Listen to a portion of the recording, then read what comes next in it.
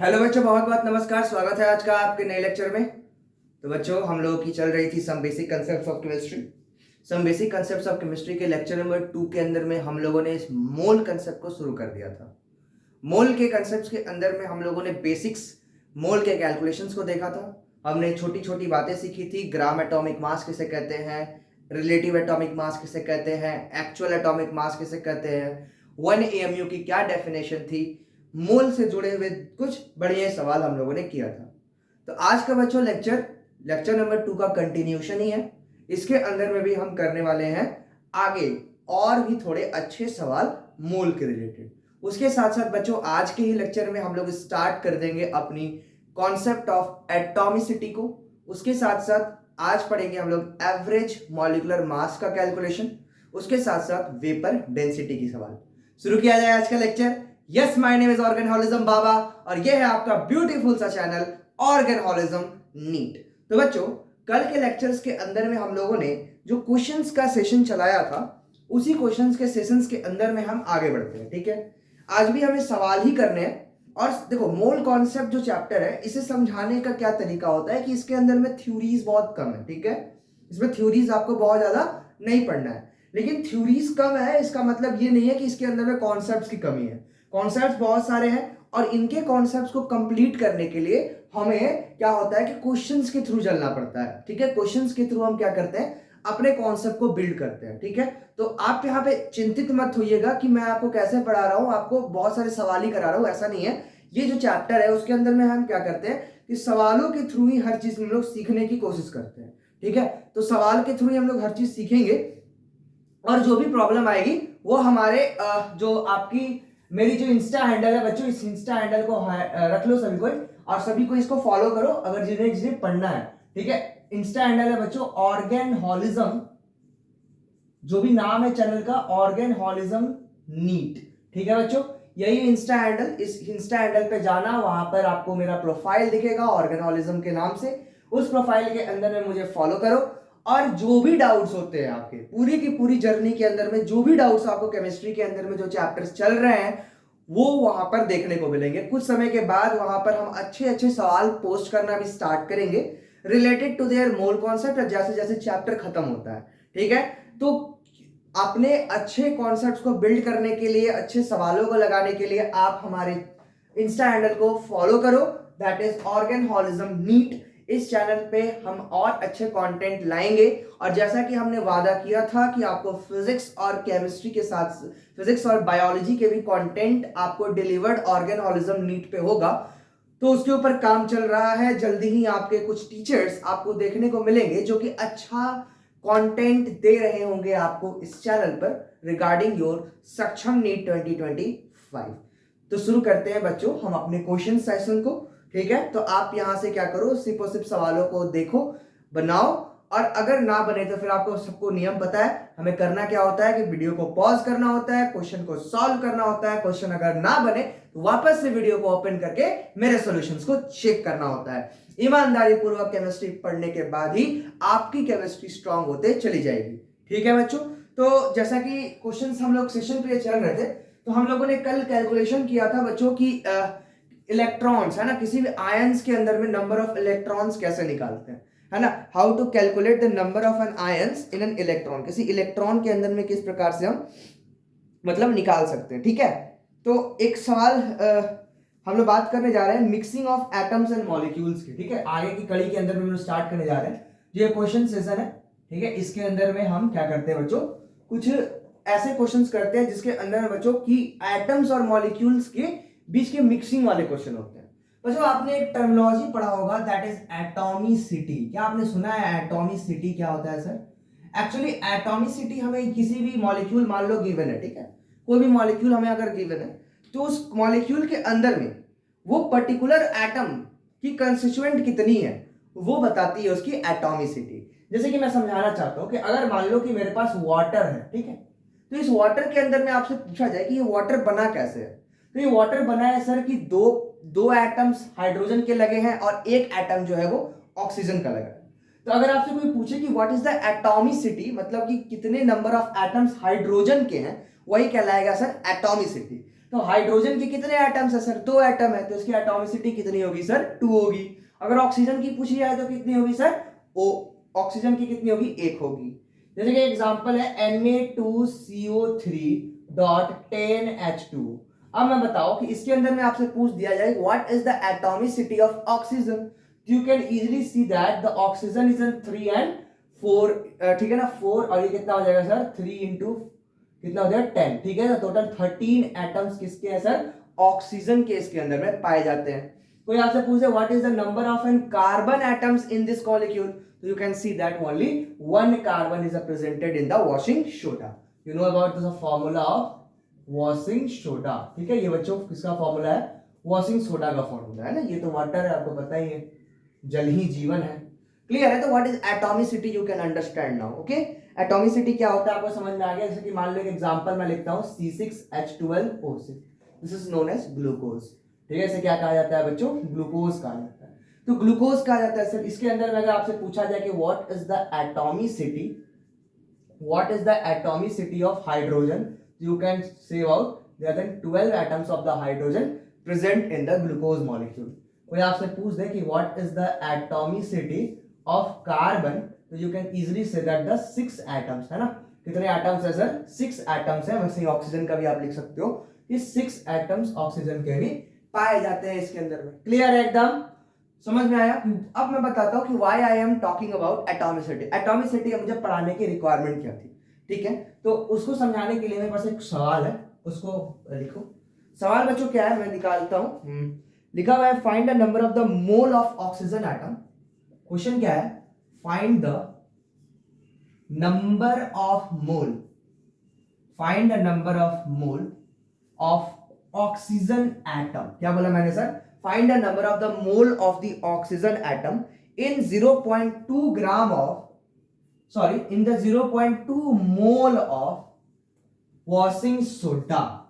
Question ये है sir कि आपके पास क्या बोल रहा है सर कि find the number of the mole of O atom in 0.2 mole of washing soda. तो बच्चों सबसे पहले इस क्वेश्चन को आप देखोगे तो एक सवाल समझा देता हूं, उसके बाद से अगला आप ट्राई करना। इसके अंदर में अगर आप देखोगे तो क्या समझोगे सर कि इस वॉशिंग सोडा की अगर मैं बात करता हूं तो वॉशिंग सोडा की सर फॉर्मूला ऊपर लिखी हुई है, that is Na2CO3.10H2। क्लियर? आपसे पूछा गया है सर कि इसके अंदर में total number of moles of O atom बता दो अगर 0.2 मोल होगा। बच्चों ये अगर लिखा हुआ है तो इसका मतलब है सर कि 1 मोल वॉशिंग सोडा में, 1 मोल वॉशिंग सोडा में सर टोटल कितने मोल ऑक्सीजन के है सर? 3 मोल यहां दिख रहा है और 10 मोल यहां, मतलब मेरे पास 13 मोल ऑक्सीजन के एटम के हैं। बिल्कुल सही बात है सर, 13 मोल ऑक्सीजन एटम के हैं। तो अगर 1 मोल में 13 मोल ओ एटम है तो जरा बता दो सर कि 0.2 मोल ऑफ वॉशिंग सोडा में, 0.2 मोल ऑफ वॉशिंग सोडा में कितना हो जाएगा बेटा? That is 13 into 0.2, that is यहां से देखो ये पॉइंट गया 10 आएगा, ये कट जाएगा 5 बार में, 13 के टेबल में 5 आ जाएगा, 5 का 5, 5 10, 2 हो जाएगा और यहां बचेगा 3 और यहां हो जाएगा सर 6, 2.6 मोल क्या होगा सर? ओ एटम होंगे। क्लियर है? एकदम क्लियर है? एकदम बढ़िया से समझ में आया। तो ये actually why I am talking about the atomicity, you can understand now. ठीक है, तो क्या करता है कि आपको मॉलिक्यूल दे देगा और मॉलिक्यूल में से किसी एक एटम का मोल पूछ लेगा। तो किसी एक एटम का मोल समझने के लिए आपको उसकी एटॉमिसिटी पता होनी चाहिए सर, कि वह मॉलिक्यूल, मतलब वो जो मॉलिक्यूल है उसके अंदर में कितना पार्ट उस एटम का प्रेजेंट होता है। क्लियर है? एकदम समझ में आया ये बात? What is the atomicity and what is the role of atomicity in this calculations? Clear है? नेक्स्ट क्वेश्चन करोगे आप अपने से? दूं मैं सवाल? चलो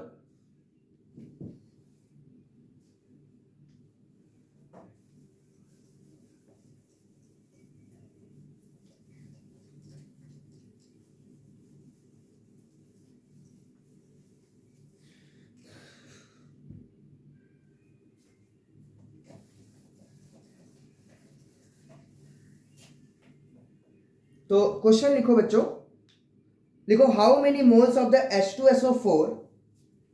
क्वेश्चन है how many moles of H2SO4.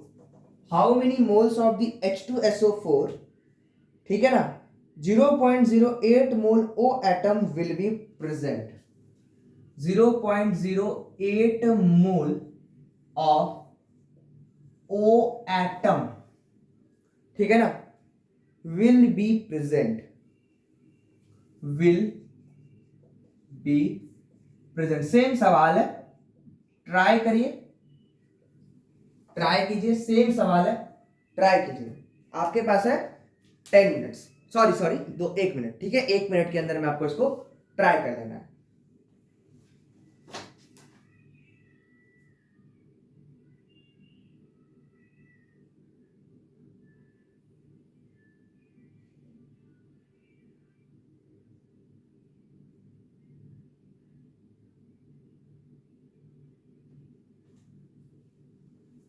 बना दो. हलवा सवाल है, बिल्कुल वैसा ही सवाल है जैसा पहले दिया गया था, कोई दिक्कत नहीं इसके अंदर में. आप क्या बोलोगे सर कि अगर मैं आपकी बात करता हूं H2SO4 के अंदर में बेटा, तो H2SO4 के 1 मोल के अंदर, कितने मोल के अंदर, 1 मोल ऑफ H2SO4 कंटेन, ठीक है, 1 mole of H2SO4 contain 4 mole of O atom. बिल्कुल सही बात है कि 4 मोल क्या है सर, O एटम है. ठीक है, अगर 1 मोल के अंदर में 4 मोल O एटम प्रेजेंट होता है बेटा, तो आपसे पूछा गया है कि 0.08 मोल में कितना होगा.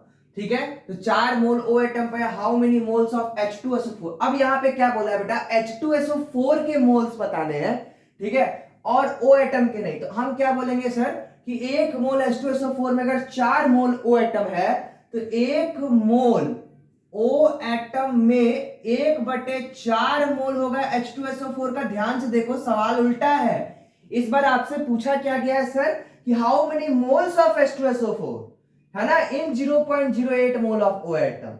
आपसे ये नहीं पूछा गया है कि आपको H2SO4 में कितने ऑक्सीजन, आपसे पूछा गया है कि 0.08 मोल ऑक्सीजन में कितने H2SO4. इस बात को थोड़ा सा लैंग्वेज से पकड़ना, ठीक है. तो 1 मोल O एटम के अंदर में 1/4 मोल H2SO4 का होगा. हाँ सर, तो सर 0.08 मोल में 1/4 इंटू 0.8 मोल होगा.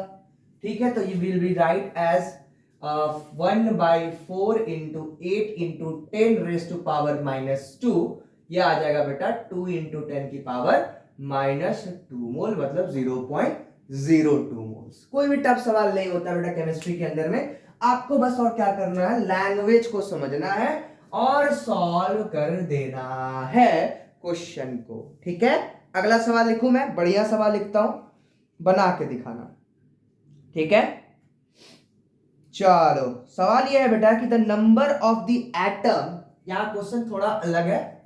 द नंबर ऑफ एटम निकालना है, इस बार नंबर निकालना है एटम के. ठीक है ना, number of the atom in 0.1 mole, in 0.1 mole of try atomic gas. क्या लिखा है sir, try atomic gas. Clear है. आपको अब मोल नहीं पूछ रहा है बेटा, आपसे नंबर पूछ रहा है कि कितने नंबर ऑफ एटम्स पाए जाएंगे in the 0.1 mole of an any try atomic gas. मतलब कि कोई ऐसा गैस है बेटा जिसकी एटॉमिसिटी कितनी है, 3 है. तो उसके अंदर में आपसे पूछा यह जा रहा है कि कितने नंबर ऑफ एटम्स होंगे 0.1 मोल में. तो pause the video, solve the question. Pause the video, solve the question. बिल्कुल ही हलवा सवाल है, आप कर ले जाओगे.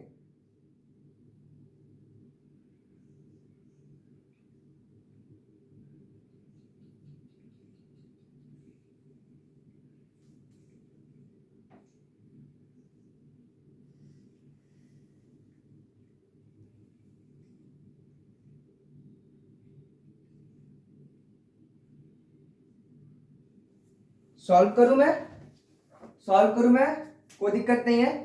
चलो क्या करना है बेटा, बहुत ही आसान क्वेश्चन है. Number of the oxygen, sorry number of the atom पूछ रहा है.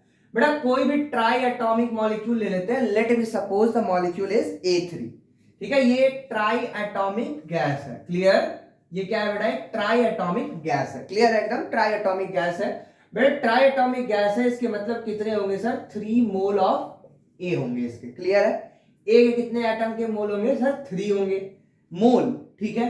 अच्छा ये बताओ कि अगर एक मोल A3 में 3 मोल ए एटम के पाए जाएं तो 0.1 मोल में कितने होंगे, तो 3 into 0.1 sir, that is equal to कितना आ जाएगा sir, that is equal to 3/10, that is 0.3 mole. अब आपसे पूछा है सर कि नंबर बता दो, तो आपको पता है कि अगर नंबर मोल से नंबर में जाना हो तो एवोगैड्रो नंबर का मल्टीप्लिकेशन किया जाता है, तो नंबर ऑफ, बहुत easy question, number of atom will be equal to 0.3 into Avogadro number. So you can easily solve it, 0.3 into 6.022 into 10 raised to the power 3. You can write 3 2s are 12 into 10 raised to power 22. इसको और अच्छा से क्या लिख सकते हो बेटा, 110, ये आ जाएगा तुम्हारा, देखो ध्यान से एक पॉइंट इधर लाना है हमें, तो ये आ जाएगा सर, क्लियर है एकदम, 1.2 into 10 की पावर 21 एटम्स इसके पाए जाएंगे, एकदम क्लियर है, बढ़िया सवाल था, आपको कॉन्सेप्ट समझाना था मुझे कि व्हाट इज द एटॉमिसिटी, ठीक है, एटॉमिसिटी क्या होती है उसको मैं समझा दिया। कुछ और सवाल लिखते हैं बेटा जो कि बहुत ज्यादा इंपॉर्टेंट होता है, फिर हम लोग गैस की तरफ मूव करेंगे, ठीक है, हम लोग क्या करेंगे बेटा, गैसेस की तरफ मूव करेंगे कि गैसेस के अंदर में किस प्रकार से आप कैलकुलेशंस करते हो। चलो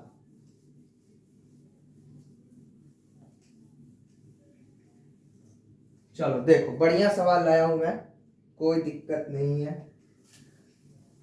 बढ़िया सवाल लाया हूं मैं बेटा। क्वेश्चन ये बोल रहा है, आपको बताना है कि which of the following has the highest number of atom, which of the following, which of the following has highest number of, highest number of, ठीक है, which of the following has the highest number of atoms, इसके लिए option देना पड़ेगा हमको, ठीक है, आपके पास है सर 1 ग्राम O, 1 ग्राम O, 1 ग्राम O2, 1 ग्राम O3 और ऑप्शन डी है equal.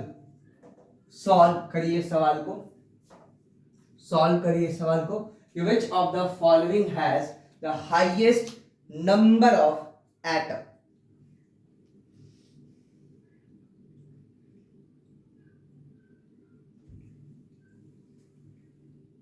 which of the following has the highest number of atom,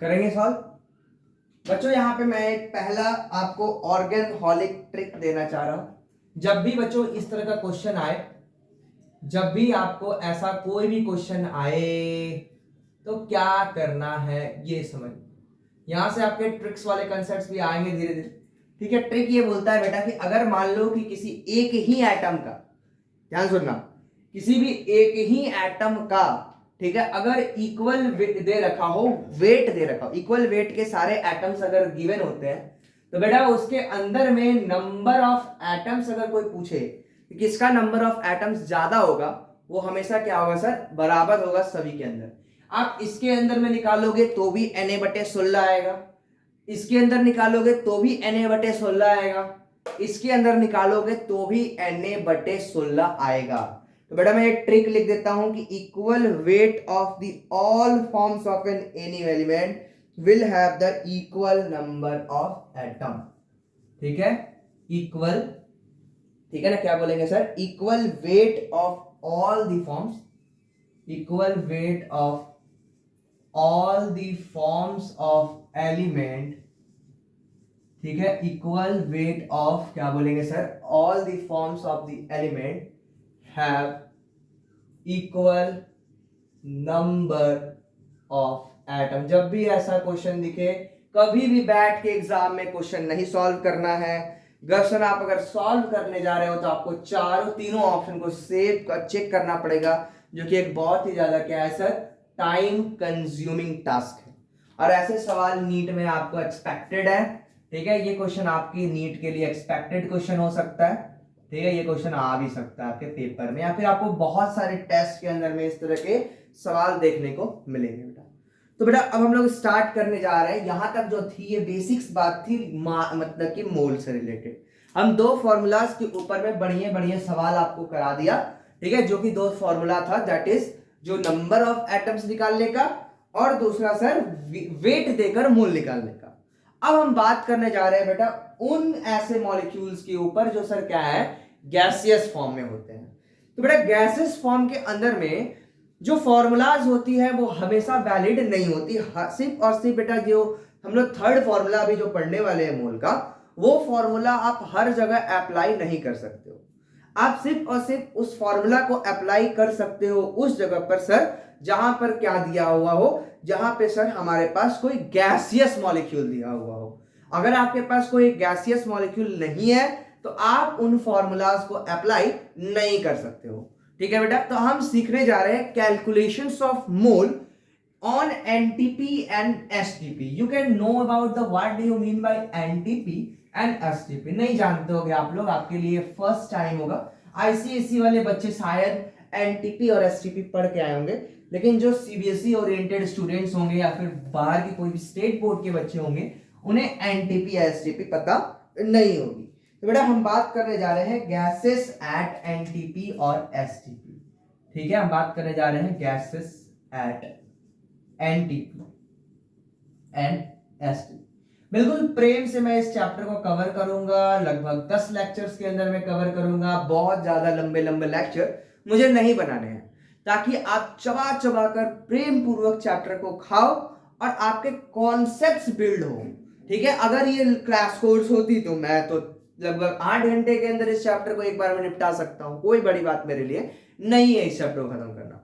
लेकिन भाई आपको अभी क्या करना है, एक साल है, और इस साल के अंदर में आपको कॉन्सेप्ट्स को बहुत ज्यादा प्रेम पूर्वक पढ़ना है, ताकि आपके जो फाइनल एग्जाम होगा बेटा, जो नीट का एग्जाम होने वाला है, उस एग्जाम के अंदर में आपको कोई भी गिले शिकवे ना हो केमिस्ट्री से रिलेटेड, और आप हर सवालों को प्रेम पूर्वक कर पाओ। अब मैं देखो कितना धीरे धीरे बता रहा हूं, और आपको सब कुछ धीरे धीरे मैं समझाते चला जाऊंगा। बेटा जब हम लोग गैसेस की कैलकुलेशन करते हैं, ठीक है, तो हम एक स्टैंडर्ड टेम्परेचर पर करते हैं और एक प्रेशर पे करते हैं। हमारे लिए बेटा नॉर्मल टेम्परेचर प्रेशर और स्टैंडर्ड टेम्परेचर प्रेशर एक ही है, ठीक है। आगे की हायर स्टडीज के लिए अलग अलग हो जाती है एनटीपी और एसटीपी, लेकिन अभी के लिए हमारे लिए एनटीपी और एसटीपी का मतलब हम एक ही समझेंगे बेटा, कि एनटीपी और एसटीपी का मतलब हम ये समझेंगे कि हमारा जो प्रेशर है सर वो 1 एटमॉस्फेयर है, और जो टेम्परेचर हमने लिया है बेटा वो कितना है, 273 केल्विन। हमारे लिए बस इतना ही मतलब है कि जो एनटीपी लिखे या एसटीपी पे अगर किसी गैसेस के मोल्स को कैलकुलेट करने के लिए आपको बोलता है, तो उस केस में आप प्रेशर को हमेशा 1 एटमॉस्फेयर रखोगे और टेम्परेचर को कितना रखोगे बेटा, 273 केल्विन। क्लियर है, हमें और कुछ ज्यादा जानने की जरूरत नहीं है नॉर्मल टेम्परेचर प्रेशर और स्टैंडर्ड टेम्परेचर प्रेशर में, ठीक है। बस इतना समझो कि नॉर्मल टेम्परेचर प्रेशर और स्टैंडर्ड टेम्परेचर प्रेशर एक ऐसा कंडीशन होता है जिसके अंदर में हम किसी गैस मॉलिक्यूल्स के मोल्स की कैलकुलेशन करते हैं या उसकी वॉल्यूम की कैलकुलेशन करते हैं, जब हम प्रेशर को 1 एटमॉस्फेयर रख लें और सर टेम्परेचर को 273 केल्विन रख लें। बस इतना आपको समझना है, ठीक है, इससे ज्यादा आपको जानने की आवश्यकता नहीं है बेटा। क्लियर है। अब देखो बेटा हमें आगे चल के ना अपने आगे की स्टडी जब हम लोग करेंगे तो एक चैप्टर आएगा गैसियस स्टेट। उस चैप्टर के अंदर में मैं आपको आइडियल गैस इक्वेशन बताऊंगा। क्या बताऊंगा सर, आइडियल गैस इक्वेशन। बेटा ये आइडियल गैस इक्वेशन जो है ये एक एक्चुअली में एक इक्वेशन है जो कि डिराइव किया जाता है गैसेस के लॉज के थ्रू। बात करेंगे हम लोग कौन कौन से ऐसे लॉज होते हैं, वो अभी हमारे चैप्टर का रिलेटेड नहीं है, लेकिन उसकी काम है, जो इक्वेशन है वो आपको मैं बताता हूं बेटा। जो फॉर्मूला डिराइव होता है वो होता है sir PV is equal to NRT. क्या फॉर्मूला डिराइव होता है sir? PV is equal to NRT, जहां पे बेटा पी कहलाता है प्रेशर ऑफ द गैस, ठीक है। ये क्या होता है? प्रेशर ऑफ द गैस होता है, ठीक है। यहां पर सर वी होता है वॉल्यूम ऑफ द गैस, ठीक है। ये क्या होती है सर? गैस की वॉल्यूम होती है। एन होते हैं number of moles of the gas, ठीक है। ये क्या होती है sir? Number of moles of the gas होता है बेटा। और बेटा ये जो टी होता है ये क्या होता है? टेम्परेचर होता है। और जनरली इसको किस में लिया जाता है सर? केल्विन में लिया जाता है बेटा। जो ये आर है इसे कहा जाता है यूनिवर्सल गैस कांस्टेंट। इसे क्या कहा जाता है? यूनिवर्सल गैस कांस्टेंट, ठीक है। थोड़ा सा काम था यहाँ जिसलिए मैं बता रहा हूं कि आर का मतलब क्या होता है बेटा? यूनिवर्सल गैस कांस्टेंट होता है। अगर आप आर की वैल्यू को निकालना चाहते हो, ठीक है, एटमॉस्फेरिक लीटर में, तो ध्यान से देखना, ये जो पीवी इक्वल टू एनआरटी मैंने लिखा है, तो क्या मैं आर बराबर में पीवी अपॉन एनटी लिख सकता हूं? हाँ सर, आर बराबर में आप पीवी अपॉन एनटी लिख सकते हो। अगर आप आर में देखो, मैं निकाल रहा हूं, एक एटमॉस्फेयर आप क्या रख दो सर? प्रेशर रख दो, ठीक है। उसके साथ साथ सर वॉल्यूम जो है आप 1 लीटर रख दो। कितना रख दो सर? 1 लीटर रख दो। और सर आप मोल्स को 1 मोल रख दो, ठीक है। और टेम्परेचर को सर 273 केल्विन रख दो, ठीक है। तो जब आप इसकी कैलकुलेशन करोगे बेटा, तो आर की एक कॉमन वैल्यू आती है, वो कितनी होती है? 0.082 एटीएम लीटर। फॉर्मूला देखो, ATM litre per mole per kelvin. This is the unit and this is the value. बहुत ही इंपॉर्टेंट है बेटा, इसे याद रखना है कि आर की जो वैल्यू होती है वो कितनी होती है एटमॉस्फेरिक लीटर में? 0.082 atmospheric litre per mole per kelvin, ठीक है। ये बात आपको समझ में आ रही है? आइडियल गैस इक्वेशन हम डिराइव करेंगे अच्छे से कॉन्सेप्ट्स के through in our chapter states of matter. यहां पर हमारा काम बस इतना ही था जितना मैंने आपको बता दिया कि आर की वैल्यू आपको बस याद रखनी है। आर बराबर में कितनी होती है? 0.082 into atmospheric litre per mole per kelvin. और ये वाला जो आइडियल गैस इक्वेशन है ये आपको लर्न होना चाहिए, that is PV is equal to क्या होता है बेटा? NRT. PV is equal to क्या होता है? एनआरटी। और इसकी क्या विजुअल मीनिंग्स होती है ये आपको बस अभी के लिए फिलहाल पता होना चाहिए, इससे ज्यादा आपको जानने की जरूरत नहीं है बेटा। जब हम लोग वॉल्यूम की जानते हैं बच्चा, जब एटमॉस देखो ध्यान सुनो, एट एसटीपी हम जा रहे हैं इसी इक्वेशन के थ्रू वॉल्यूम का कैलकुलेशन करने। बेटा PV is equal to NRT में वी इज इक्वल टू हम क्या? एनआरटी बटे पी लिख सकते हैं। बिल्कुल सही बात है। यहां से जब आप भी निकालने की कोशिश करोगे बेटा, तो v इज इक्वल टू आप जो निकालना चाहोगे कि n पर, मतलब एक्चुअली यहाँ पर एटमॉस्फेरिक मैंने कैलकुलेशन में कुछ गड़बड़ किया। एक्चुअली जो लीटर लिया था ना एसटीपी पर, वो होता है 22.4 लीटर। खैर यहाँ पे देखना समझना, इस बात को समझो कि वॉल्यूम हमें कैलकुलेट करना है कि ये वॉल्यूम कितनी आती है, ये बात करते हैं लोग। तो ये वॉल्यूम निकालने के लिए आप देखोगे तो नंबर ऑफ मोल को आप 1 मोल रख लो। और अभी मैंने आर की वैल्यू बताई 0.082 एटमॉस्फेरिक पर लीटर। टेम्परेचर को जब आप 273 रखते हो और 1 एटमॉस्फेरिक प्रेशर रखते हो, क्लियर है? तो इसके केसेस के अंदर में जब आप वॉल्यूम का कैलकुलेशन करोगे तो it will be close to come about 22.4 litre. This is the volume at STP. यही क्या होता है बेटा? इसे कहा जाता है वॉल्यूम ऑफ एनी गैस। किसी भी गैस की जो वॉल्यूम होगी बेटा वो यही होगी एट एसटीपी, या फिर बोलेंगे सर एनटीपी। क्लियर है एकदम? तो ये वॉल्यूम को आपको ध्यान रखना है कि जो वॉल्यूम आता है वो कितना आता है सर? 22.4 गैस। कोई भी गैस इस दुनिया में हो, अगर वो एनटीपी और एसटीपी पे जब उसकी हम मेजरमेंट करते हैं वॉल्यूम की, तो वो मेजरमेंट वॉल्यूम कितनी आती है बेटा? 22.4 लीटर आती है। वहीं पे अगर बात करते हो, यहीं पे थोड़ा सा डिफरेंस आता है थोड़ा थोड़ा। तो अगर आप थोड़ा सा जानना चाहो तो समझना कि जो नॉर्मल टेम्परेचर प्रेशर पे अगर हम बात कर रहे हैं तो उस केस में वॉल्यूम आएगा 22.4 लीटर। लेकिन अगर हम स्टैंडर्ड टेम्परेचर प्रेशर की बात करते हैं, क्योंकि वहां पर हम 273.15 केल्विन लेते हैं, उस केस के अंदर बेटा यही आ जाता है 22.7 लीटर। लेकिन एक बात बताओ, हमारे लेवल के ऊपर में इतना ज्यादा कोई बहुत बवाल सवाल इसके ऊपर नहीं बनते हैं। तो हम उतना चिंता करने की जरूरत नहीं है, आपको इतना ही बस समझो कि जो लीटर वॉल्यूम हम लोग ले रहे हैं बेटा वो कितना लेंगे, 22.4 लेंगे। जब भी क्वेश्चंस के अंदर में अगर नीट के अंदर में अगर वो पूछ भी लेता है ना कि 22.7 लिख के, तो हमेशा बता देगा बेटा कि वॉल्यूम आप 22.7 लो, ठीक है। लेकिन ऐसा बहुत ही जनरली मतलब रेयर केस हमने देखा है कि कभी ऐसा सवाल बना हो, ठीक है। तो ये समझ में आया बेटा क्या होता है। अब मैं मोल का फॉर्मूला लिख देता हूं कि मोल का क्या फॉर्मूला होता है, बैठा दूं मैं इसको, चलो।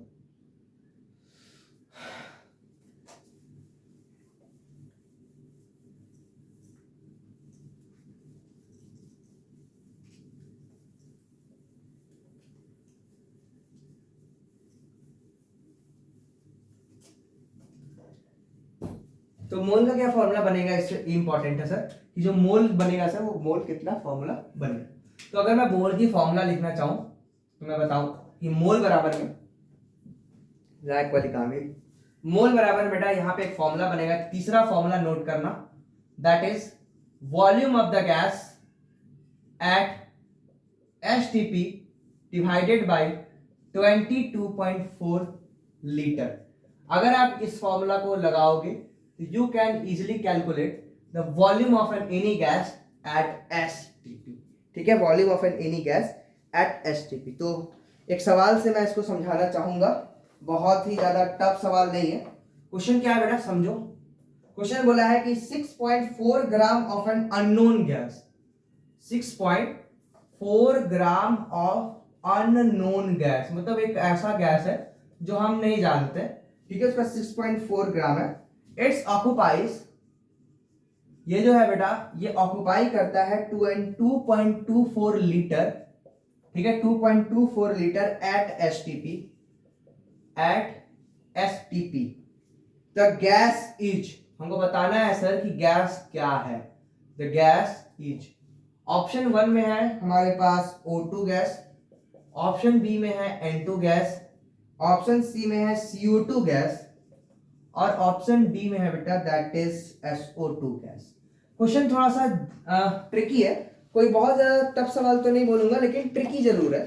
इसके अंदर में बेटा आपको करना क्या है कि आपको ना आप उस गैस के बारे में पता करना है, और अगर गैस का पता करना है तो हमें मॉलिक्यूलर मास का जरूरत पड़ेगा, ठीक है। To know about the what is the gas you have to know about the molecular mass. तो सबसे पहले मॉलिक्यूलर मास निकालने के लिए आपको मोल का रिक्वायरमेंट होगा, और मोल से आप मॉलिक्यूलर मास तक पहुंच पाओगे।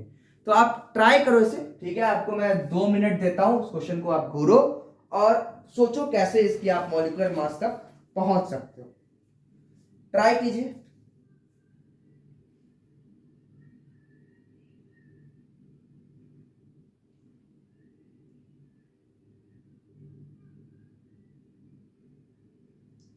ठीक है, इसमें मोल के 2 क्वेश्चंस को आप बस मिक्स करोगे, दो फॉर्मूलाज हमने बताया कि पहला वाला, और जो पहले के 2 फॉर्मूलाज है उसमें से कोई एक फॉर्मूला लगेगा, you can easily find out the molecular mass of the gas, and molecular mass निकालने के बाद आप गैस को पहचान पाओगे बहुत ही इजीली, कोई बहुत ही ज्यादा टफ बात नहीं होगी। क्लियर है, सब कुछ बढ़िया से दिख रहा है इस बार, चलो। 6.4 ग्राम, मैं करूं सॉल्व, देखो मैं सॉल्व करता हूं बच्चों। सबसे पहले इस क्वेश्चन के अंदर में बोला क्या है बेटा कि आपके पास 6.4 gram of an unknown gas है जो कि 2.24 लीटर ऑफ मतलब STP पे लेता है। तो मैं क्या करूंगा, सबसे पहले मोल निकालने की कोशिश करूंगा।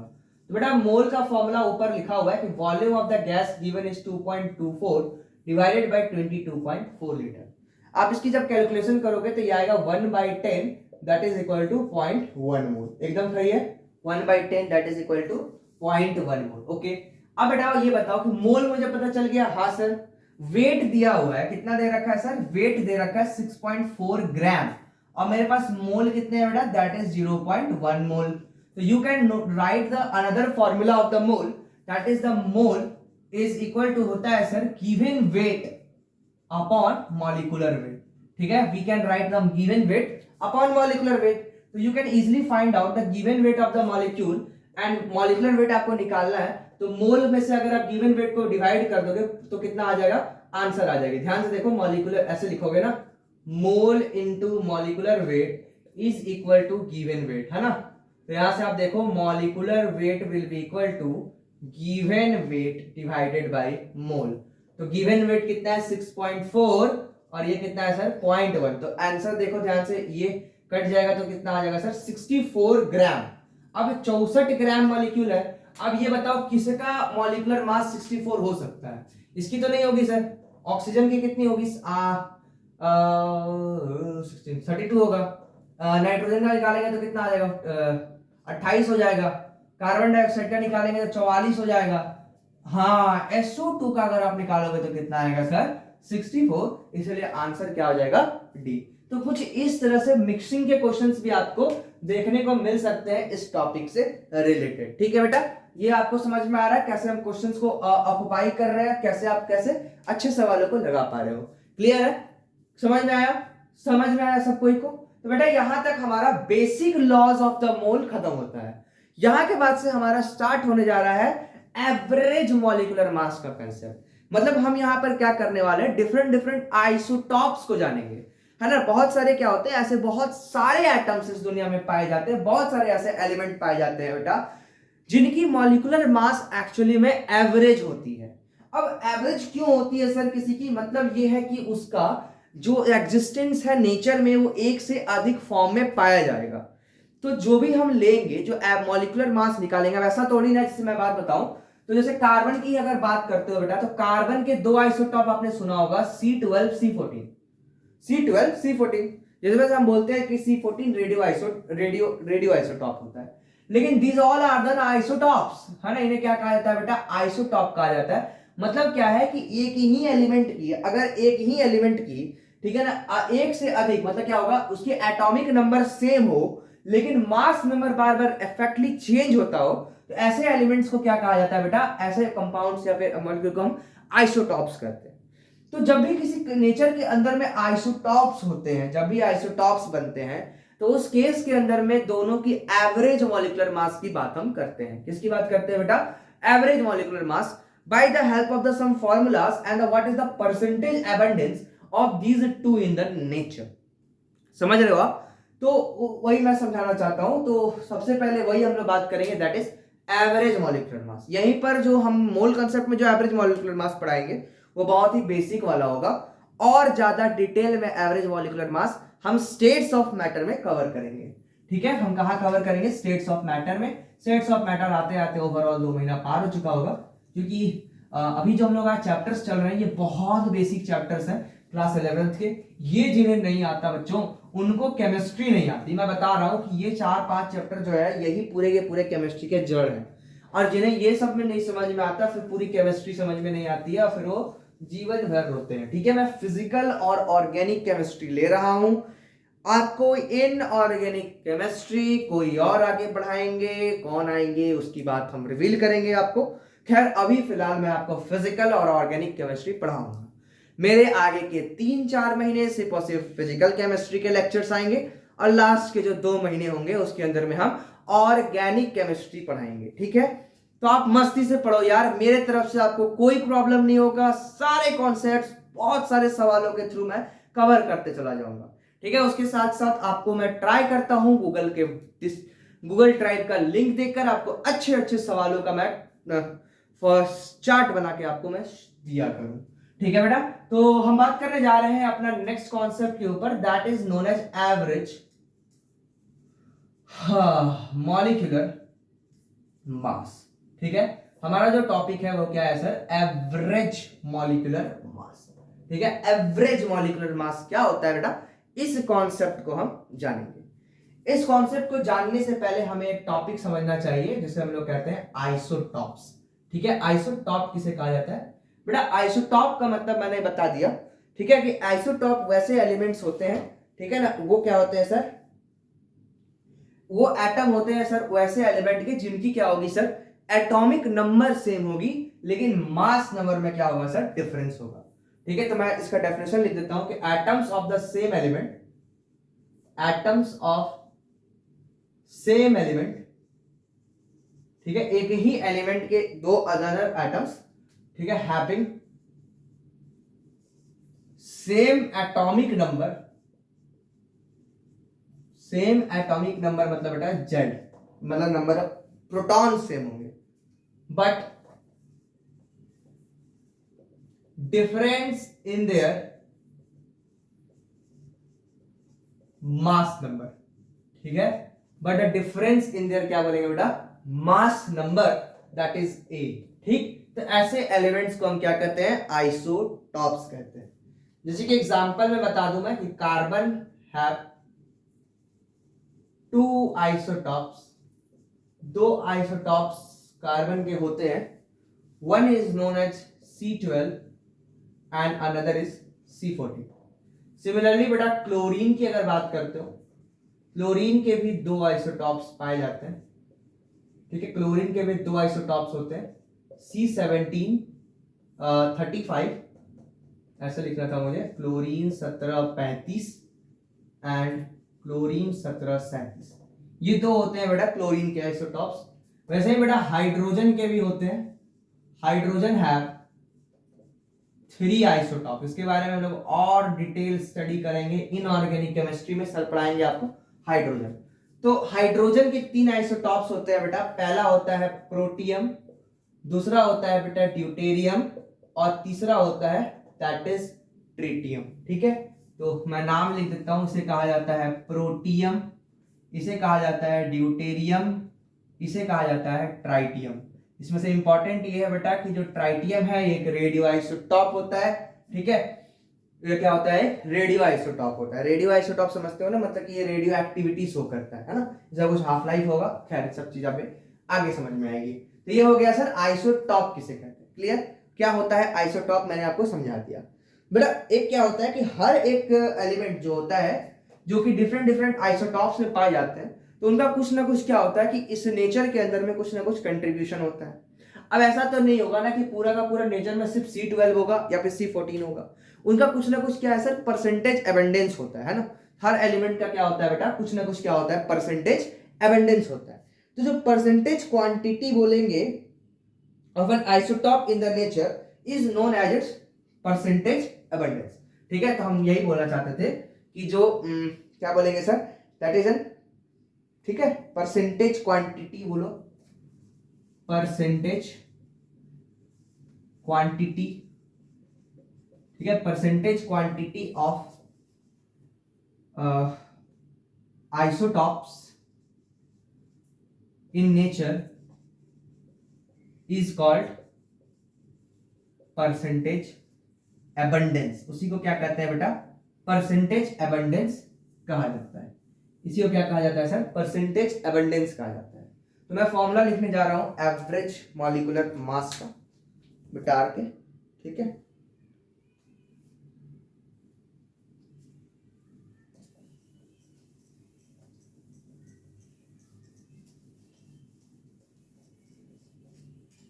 समझना कि कैसे हुआ तो इतना जरूरी कैसे। यहां मैं लिखता हूं एटॉमिक मास और इधर लिखता हूं मैं उसकी परसेंटेज अबंडेंस, ठीक है, इधर मैं लिखता हूं एटॉमिक मास और इधर लिखता हूं उसकी परसेंटेज अबंडेंस। मान लो किसी एलिमेंट की एटॉमिक मास m1 है और उसकी परसेंटेज एबंडेंस x1 है। दूसरा एलिमेंट है जिसकी m2 है, मतलब एलिमेंट सेम है, आइसोटॉप का लिख रहा हूं, x2 और m3 x3। तो बेटा इसकी अगर मैं एवरेज की बात करता हूं, किसकी बात करता हूं, एवरेज मॉलिक्यूलर मास, तो मैं एवरेज मॉलिक्यूलर मास में क्या लिखूंगा, ध्यान से सुनना, मैं लिखूंगा m1x1 plus m2x2 plus m3x3 divided bye 100%। किससे डिवाइड कर देंगे बेटा कि 100 में से कितना परसेंटेज उसका अवेलेबल है। तो यही होता है formula of average atomic mass और molecular mass, that is m1x1 plus m2x2 plus m3x3 divided by, जैसे एग्जांपल लिखता हूं कि क्लोरीन है 2 आइसोटॉप, ठीक है, क्लोरीन के साथ 2 आइसोटॉप होते हैं Cl735, ठीक है, जिसकी परसेंटेज होती है लगभग कितनी नेचर में 75%, ठीक है, 75%, और Cl 1737, ठीक है, जिसकी परसेंटेज होती है sir 25%। Calculate the average, calculate the average molecular mass of chlorine, calculate the average molecular mass of chlorine. Solve कीजिए सवाल। Calculate the average molecular mass of chlorine.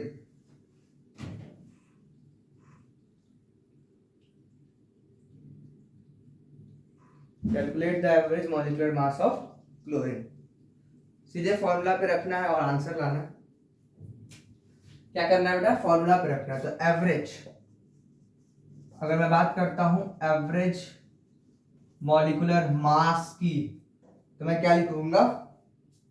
M1 क्या है बेटा? एटॉमिक मास है ना। तो इसकी एटॉमिक मास कितनी है बेटा? 35, और कितना परसेंटेज है? 75, और इसकी कितनी है सर? 37, कितना है? 25, डिवाइड कितना से कर देंगे सर? 100 से। आपको पता होगा कि जो एवरेज मॉलिक्यूलर मास आती है वो कितनी होती है सर? 35.5 आती है। तो क्यों, मतलब एवरेज मॉलिक्यूलर मास फ्रैक्शन में क्यों होता है वो आपको समझ में आ गया? फ्रैक्शन में तो सर देखा जाए तो प्रोटॉन्स और न्यूट्रॉन्स तो नहीं होंगे। इसका मतलब साफ है कि प्रोटॉन्स न्यूट्रॉन्स अगर फ्रैक्शन में नहीं है, इसका मतलब है कि ये जो हम लोग मॉलिक्यूलर मासेस निकाल रहे हैं वो एक्चुअली में क्या है बेटा? एवरेज है ना। समझ में आ गया कि why the molecular masses of the some of the elements come in the fraction. Clear? क्यों फ्रैक्शन में आता है ये मैंने आपको समझा दिया, ठीक है। फ्रैक्शन में क्यों आता है वो मैंने आपको समझा दिया। एक और सवाल करोगे? अपने से करना, ठीक है।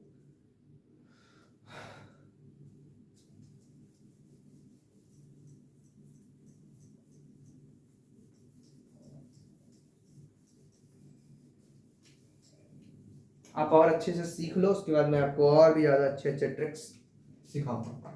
पहले अभी बेसिक्स पे काम करो, उसके बाद फिर आप ट्रिक्स पे काम करना। मैं ट्रिक्स जरूर बताऊंगा लास्ट के सेशन जब होंगे ना बेटा। ऐसा तो नहीं होगा कि चैप्टर को मैं खत्म ऐसे नहीं करता हूँ। 1-2 क्लासेस में एक नीट का क्वेश्चन PYQ, एक दिन JEE मेन का PYQ मैं कराता हूँ, ठीक है। ऐसा टेंशन वाली बात नहीं है। तो average atomic mass of the element, average atomic mass of an element is 41.8.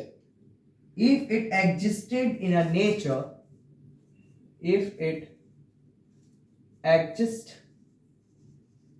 in a nature in the form of two isotopes, in the form of two isotopes,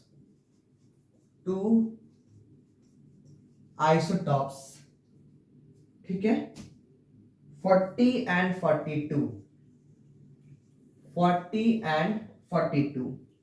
Find their percentage abundance, find their percentage abundance, find their percentage awareness, जिसे लो screen पे दिखता नहीं है वो मैं बोल दे रहा हूं, इन नेचर, ठीक है। मैं और बड़ा लिखने का कोशिश करता हूं अगले क्वेश्चन से, ठीक है। ऑप्शन ए में है बेटा दैट इज 50% 50 इसका 50 इसका।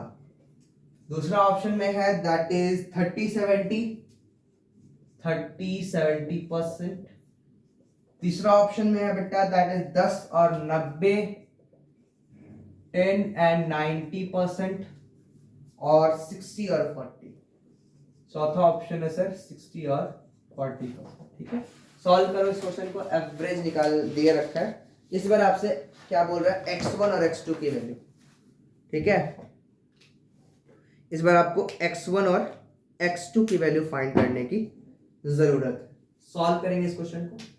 आपके पास 1 मिनट है।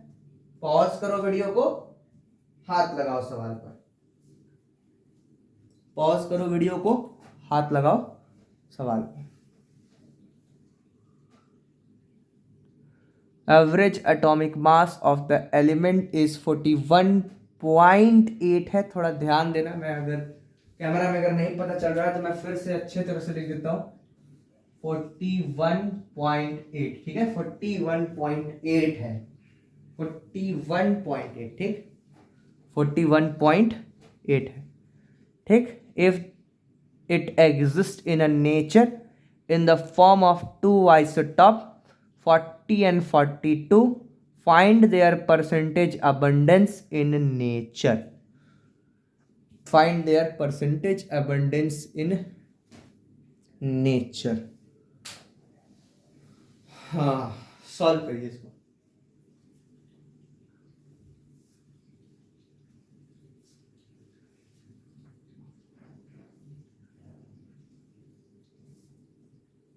मैं करूं अब।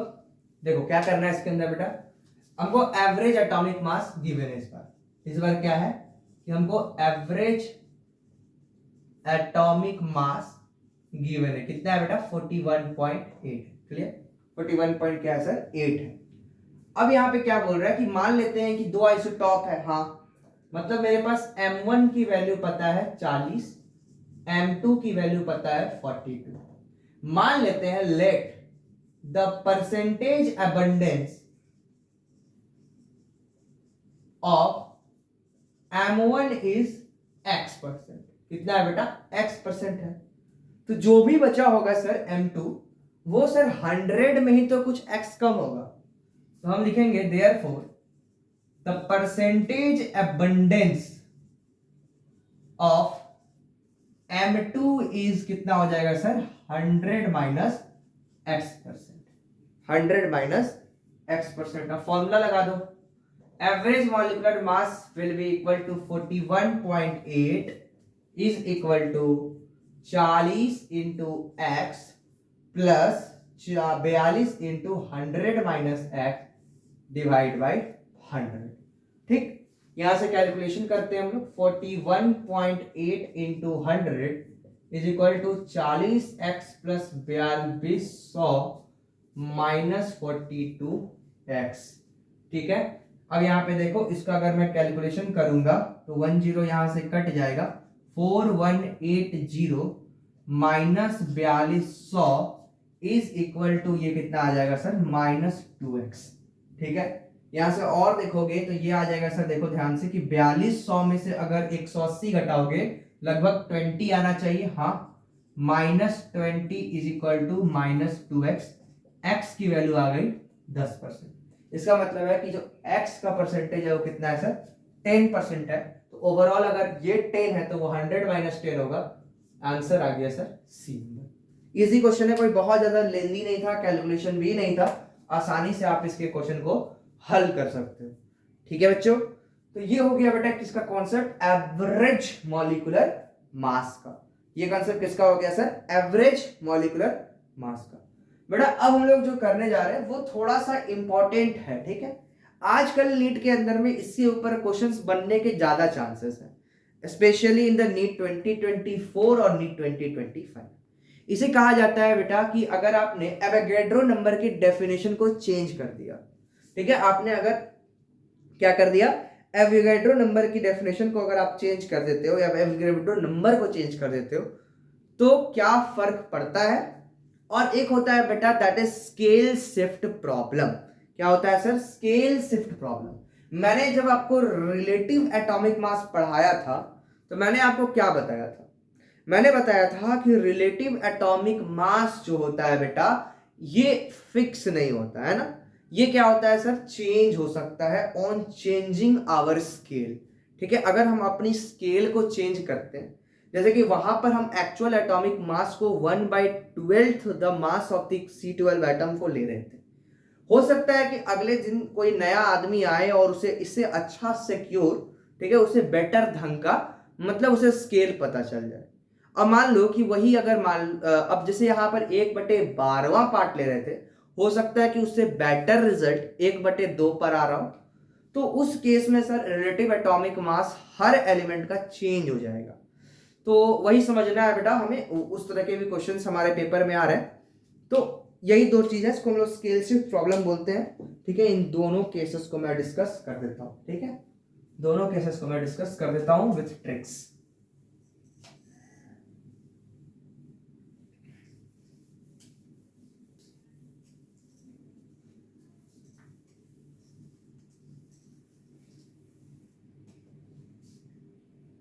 दोनों कॉन्सेप्ट को मैं डिस्कस कर देता हूं विथ, तो हेडिंग लगाना बेटा बहुत ज्यादा इंपॉर्टेंट है। ये नीट पॉइंट ऑफ व्यू वाला क्वेश्चन है, ठीक है, ये नीट में आने का चांसेस बहुत ज्यादा रखता है। Scale shift problem,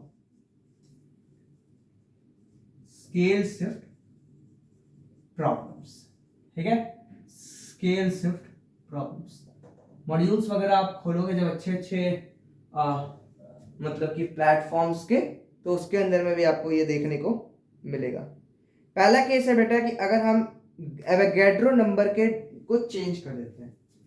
case first, पहला केस है कि इफ एवोगैड्रोज नंबर, ठीक है, if Avogadro's number is changed, ठीक है, अगर आप एवोगैड्रो नंबर को ही अगर आप चेंज कर देते हो तो एक्चुअली में फर्क किस पे पड़ेगा ये समझना बेटा। अगर आप एवोगैड्रो नंबर के डेफिनेशन को चेंज कर देते हो, ठीक है,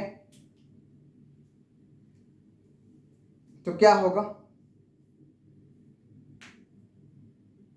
तो समझना बेटा कि अगर मान लो, देखो हम सोचते हैं gram atomic mass is equal to क्या होता है, gram atomic mass is equal to क्या होता है, that is mass of the atom in gram, ठीक है, mass of an one atom, mass of one atom into Avogadro number, ठीक, यही होता है, समझ में आ रहा है।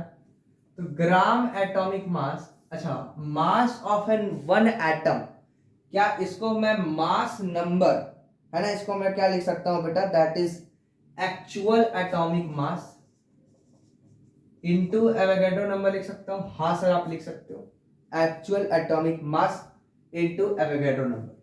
इसका मतलब साफ है सर कि ऑन चेंजिंग दिस नंबर, इस नंबर को चेंज करने से आप क्या करोगे sir, mass of the one atom of an any element को चेंज कर रहे हो।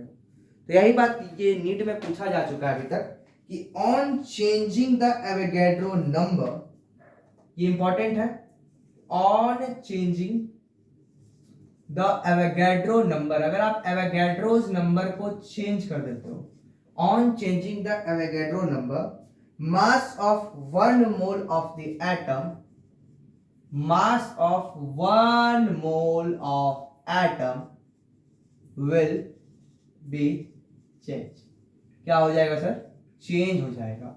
on changing the Avogadro number, mass of the one mole of the atom will be changed। इस लाइन को आप पकड़ के रखना क्योंकि शायद यही लाइन कॉपी हुआ था नीट 2015 में, ठीक है, नीट 2015 कैंसल पेपर था, उसके अंदर में आप देखना ये लाइन पूछा जा चुका है कि अगर आप एवोगैड्रो नंबर के वैल्यू को चेंज कर देते हो तो क्या होता है। तो अगर आप एवोगैड्रो नंबर के वैल्यू को चेंज कर देते हो बेटा, तो जो मास of the one mole of the atom है वो भी क्या हो जाएगा सर, चेंज हो जाएगा। मास of the one mole of the atom भी क्या हो जाएगा बेटा, चेंज हो जाएगा, ठीक है। तो अगला है जिसके अंदर में केस 2 है, if the definition of AMU is change. अगर हम क्या करते हैं बेटा, डेफिनेशन ऑफ वन AMU को चेंज कर देते हैं तो क्या होता है, ठीक है, इसको क्वेश्चन के थ्रू मैं समझाऊंगा। If the definition of the one AMU is change then what will happen. Case 2, case 2 क्या है, if definition of AMU is change, ठीक है, अगर आप AMU का डेफिनेशन चेंज कर देते हो तो सर मतलब मतलब क्या क्या फर्क पड़ेगा रिलेटिव एटॉमिक मास पे। एक क्वेश्चन के थ्रू मैं समझा रहा हूं, ठीक है, क्वेश्चन को आप लिखो। क्वेश्चन है कि इफ 1/2 या फिर 1/x क्या लिखा हुआ है, कौन सा ले लो, कौन सा ले लो, कौन सा ले लो,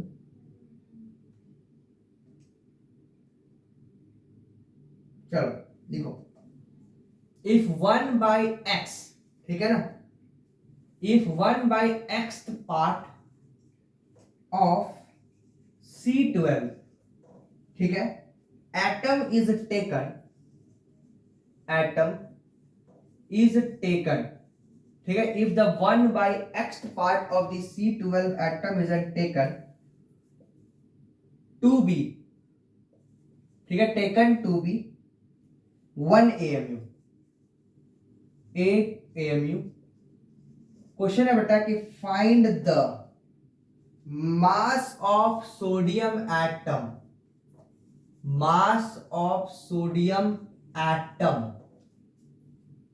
ऑन दिस न्यू स्केल, क्या सवाल है कि अगर हमने अब जैसे वहां पे 1/12 पार्ट लेते थे, तो अगर हम 1/x पार्ट ले लेते हैं C12 का एज अ 1 AMU, तो sir mass of Na atoms का क्या होगा इस न्यू स्केल के ऊपर, ठीक है। अच्छा ये बताओ बेटा कि the mass of NaC atom का कितना होता है सर, 1 मोल कार्बन एटम का जो मास होता है वो होता है 12 ग्राम, ठीक है। 1 मोल कार्बन एटम का मास कितना होता है सर, 12 ग्राम होता है।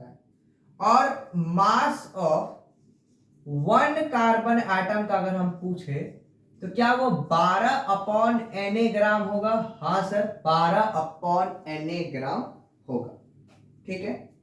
हम निकालने जा रहे हैं relative atomic mass of sodium, तो क्या होगा sir, actual atomic mass divided bye 1/12th mass of C12, यही जानते हैं हम लोग, हाँ सर हम यही जानते हैं, ठीक। तो इस केस में अब ध्यान से देखना, तो हम क्या लिखेंगे बेटा, that is actual atomic mass divided bye, यहां पर क्या हो जाएगा 1/12 into mass of 1C atom, तो मास ऑफ 1C एटम कितना है, 12/आना, ये हो गया। लेकिन अब अकॉर्डिंग टू क्वेश्चन, ठीक है, सवालों के हिसाब से अब ये 1/12 मास नहीं है कार्बन का, अब ये कितना हो चुका है, 1/x मास हो चुका है। तो अब यहां पे अगर मैं relative atomic mass of sodium निकालना चाहूं, तो we can write the actual atomic mass divided by 1/x part of the mass of a carbon, ठीक है। जब आप इन दोनों इक्वेशन को डिवाइड करते हो, इक्वेशन 1 को इक्वेशन 2 से जरा डिवाइड करो, तो हम लिखेंगे आम बाई 1/12 इंटू 12/आना इंटू आम इंटू 1/x इंटू 12/आना, 12/आना से 12/आना और आम से आम कट गया। तो यहां से बेटा ध्यान से देखना कि जो रिलेटिव एटॉमिक मास नया आया है, रिलेटिव एटॉमिक मास जो नया आया है इज इक्वल टू, हम क्या लिख रहे हैं, हम लिख रहे हैं बेटा 1/x, है ना, और इंटू 12/1। इसका मतलब है कि ये जो 1/x इंटू 12/a लिख रहे हैं, यही लिख रहे हैं। तो यहां से आप ध्यान से देखो, इस इक्वेशन से आप एक चीज गौर करोगे कि नया वाला राम डैश जो है, जो नया वाला राम डैश है बेटा, वो पुराने वाले राम में सिर्फ और सिर्फ x/12 ही तो है। अगर हम इसको x/12 लिखते हैं, नए वाले राम डैश का x/12 ही तो है। यही फॉर्मूला है बेटा जो बहुत इंपॉर्टेंट है, इसे आपको लर्न करना है by heart. If you want to calculate the new RAM dash, you can write the old RAM dash into x/12। This is the second organ holic trick, ठीक है। ये क्या है बेटा, एक दूसरा ऑर्गन हॉलिक ट्रिक है, इसको याद रखना है।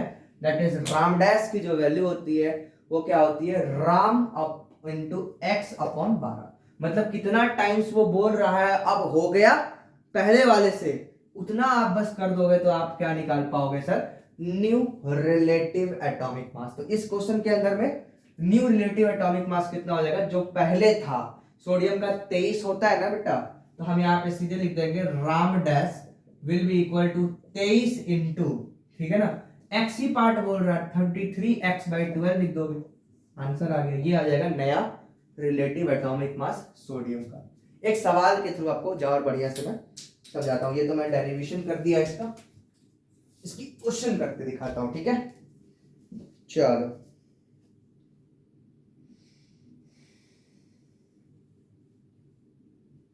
ठीक है, चलो देखो, तो मैं इसकी क्वेश्चन को करके दिखाता हूँ।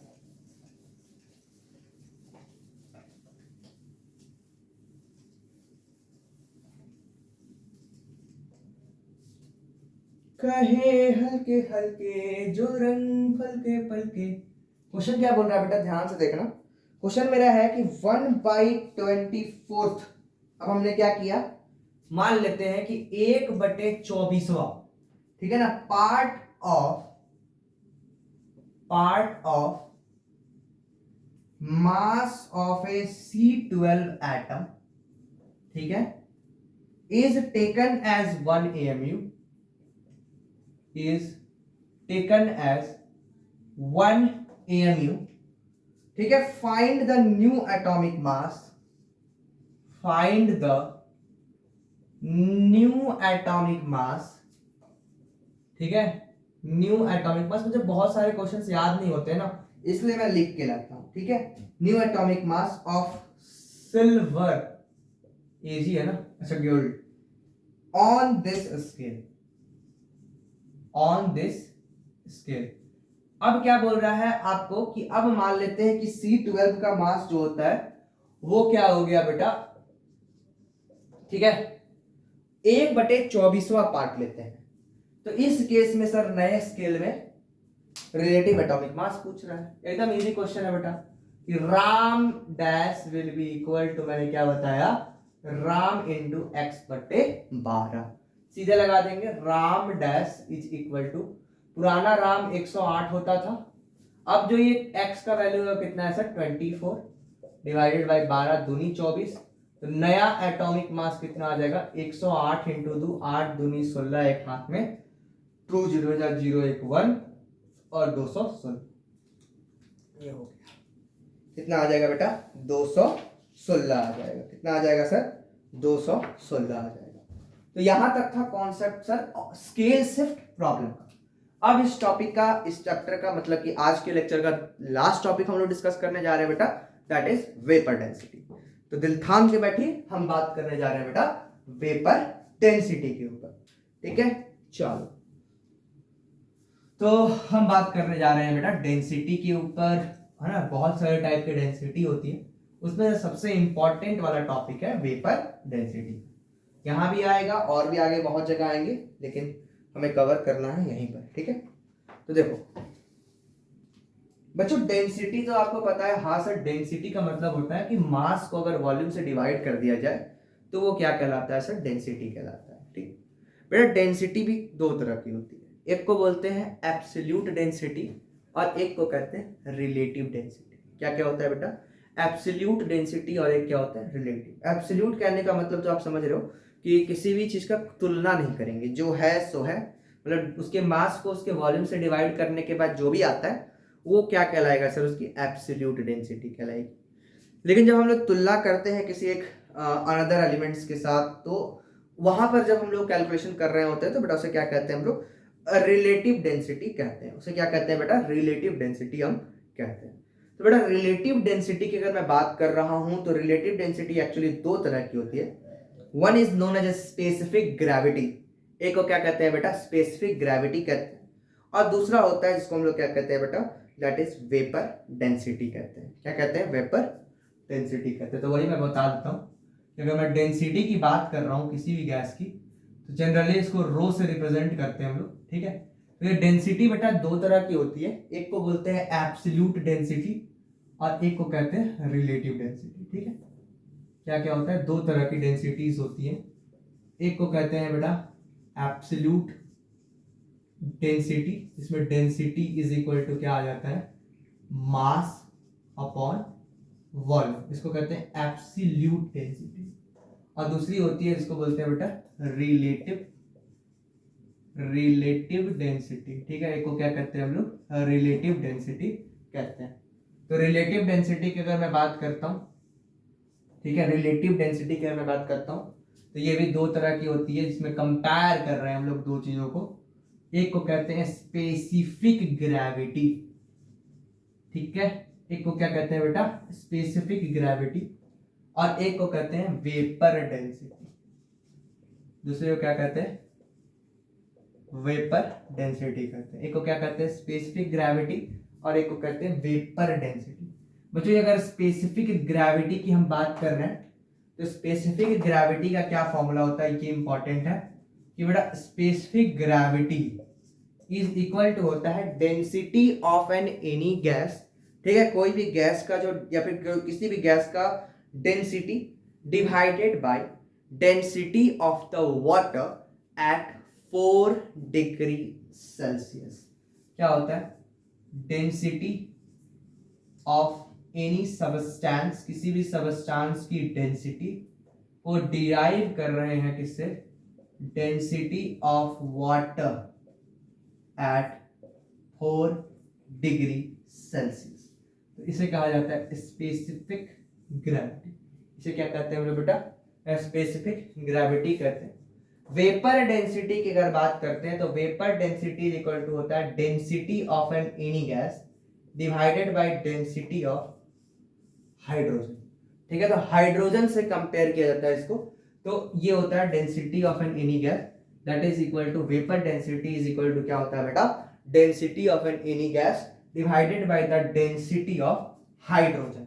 ये समझ में आया कितने तरह के डेंसिटीज होती हैं, ठीक है, आपको पता होना चाहिए। हाँ, एक बात और समझ लेना बेटा, जो डेंसिटी होती है वाटर की 4 डिग्री सेल्सियस पे, वो बहुत सबसे ज्यादा होती है और मैक्सिमम होती है, वो होती है 10 की पावर 3 kg पर मीटर क्यूब। कितनी होती है, 10 की पावर 3 kg पर मीटर क्यूब, या फिर हम बोलते हैं 1 ग्राम पर सीसी। क्या बोलते हैं, 1 ग्राम पर सीसी। बहुत ही इंपॉर्टेंट है, ठीक है, बहुत बार आएगा, इंपॉर्टेंट है। आपको जो फ्लूइड मैकेनिक्स वगैरह फिजिक्स में सर लोग पढ़ाएंगे तो उसके अंदर में भी आपकी बात इस पे आई, ठीक है। अब बेटा वेपर डेंसिटी को हम लोग डिटेल में पढ़ते हैं, ठीक है, छाप लो, फिर हम डिटेल में वेपर डेंसिटी को पढ़ते हैं। छापो।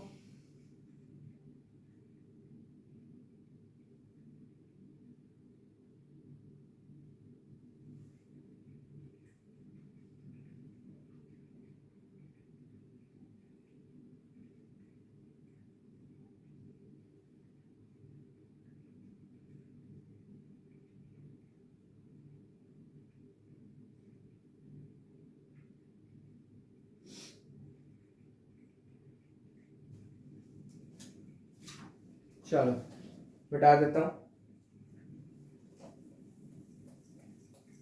कहे हल्के हल्के जो हम हल्के हल्के। अब देखो बेटा, एक समझना, अभी हम लोगों ने एक इक्वेशन डिराइव किया था ना sir, PV is equal to NRT।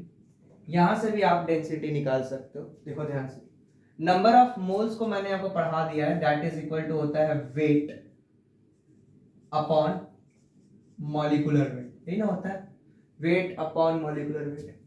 और अभी मैंने बताया कि डेंसिटी इज इक्वल टू क्या होता है, मास अपॉन वॉल्यूम, ठीक। तो यू कैन राइट, ध्यान से देखो कि मॉलिक्यूलर वेट को इधर ले आओ, सॉरी वेट हमको चाहिए ना, molecular weight density is equal to PM/RT, ठीक है, मॉलिक्यूलर वेट, हाँ ठीक है।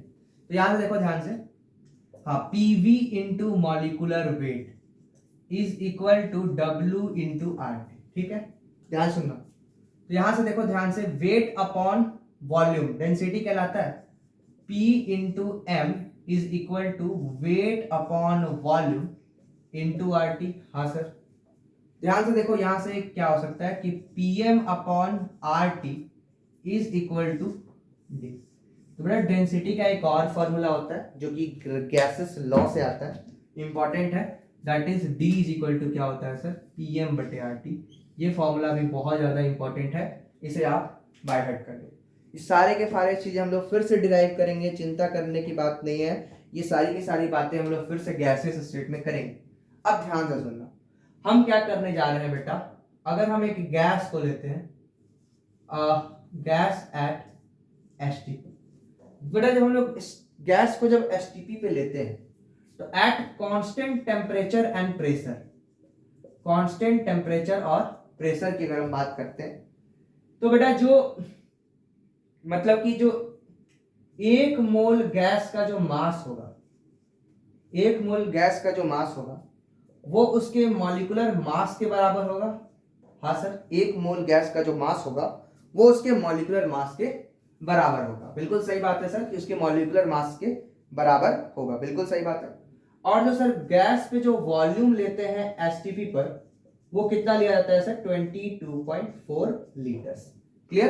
तो हम लोग कितना लेते हैं सर, उतना ही लेते हैं। अच्छा एक बात और, जो 1 मोल गैस का मास होगा वही क्या होगा सर, मोलर मास होगा। बिल्कुल सही बात है। ओके, इतना समझ में आ गया सर? कोई दिक्कत नहीं है बेटा। अगर मैं डेंसिटी की बात करता हूं तो मैंने आपको पढ़ाया कि डेंसिटी इज इक्वल टू क्या होता है, मास अपॉन वॉल्यूम। और क्योंकि हम लोग बात कर रहे हैं 1 मोल गैस की, तो जो मास होगा वो उसके मोलर मास के बराबर होगा।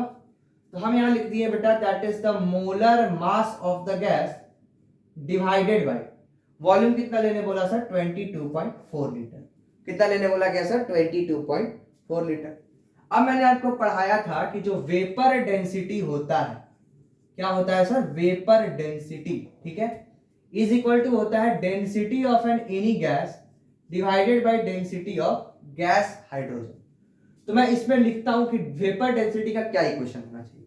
तो वेपर डेंसिटी किसी गैस की डेंसिटी क्या लिखोगे, molar mass of A gas divided by 22.4। सही है? और यहां पे क्या लिखोगे, डेंसिटी ऑफ हाइड्रोजन में आप लिखोगे molar mass of hydrogen, molar mass of hydrogen into 22.4 litre. देखो 22.4 से 22.4 खत्म हो गया। वेपर डेंसिटी का फॉर्मूला आता है molecular mass of A gas divided bye molecular mass of hydrogen, जो कि सबको पता है वो कितना होता है, 2 होता है। तो ये फॉर्मूला सबसे इंपॉर्टेंट है बेटा वेपर डेंसिटी का, कि vapour density is equal to क्या होता है, molecular mass of an gas divided by 2। इसे करेंगे आप बाय हार्ट, ठीक है। इसको आप क्या करोगे सर, बाय हार्ट करोगे कि vapour density is equal to क्या होता है sir, molecular mass of the gas divide by 2 होता है।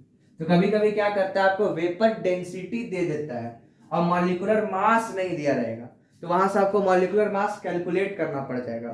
तो आप इसके थ्रू करोगे, ठीक है। कभी कभी क्या होता है कि आपको मॉलिक्यूलर मास दिया होता है, वेपर डेंसिटी पूछ लेता है, तो आप इसके थ्रू कैलकुलेट करोगे। तो ये फॉर्मूला भी बहुत ज्यादा इंपॉर्टेंट है, ये वाला भी और वेपर डेंसिटी का ये वाला भी, ठीक है। दोनों फॉर्मूला आपको लर्न होना चाहिए। यहां तक समझ में आ रहा है?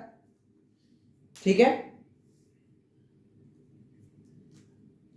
तो इंपॉर्टेंट बात यह है बेटा कि इट इज ओनली यूज्ड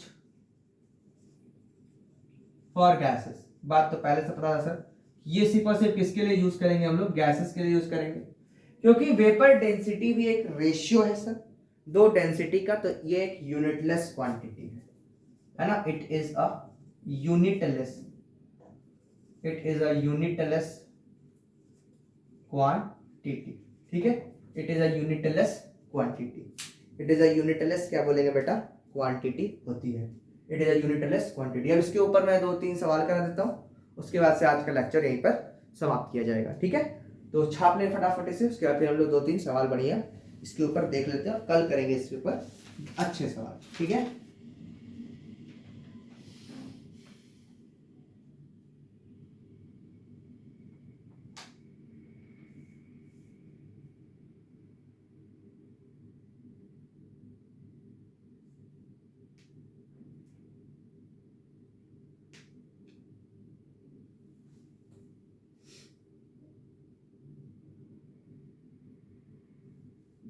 ठीक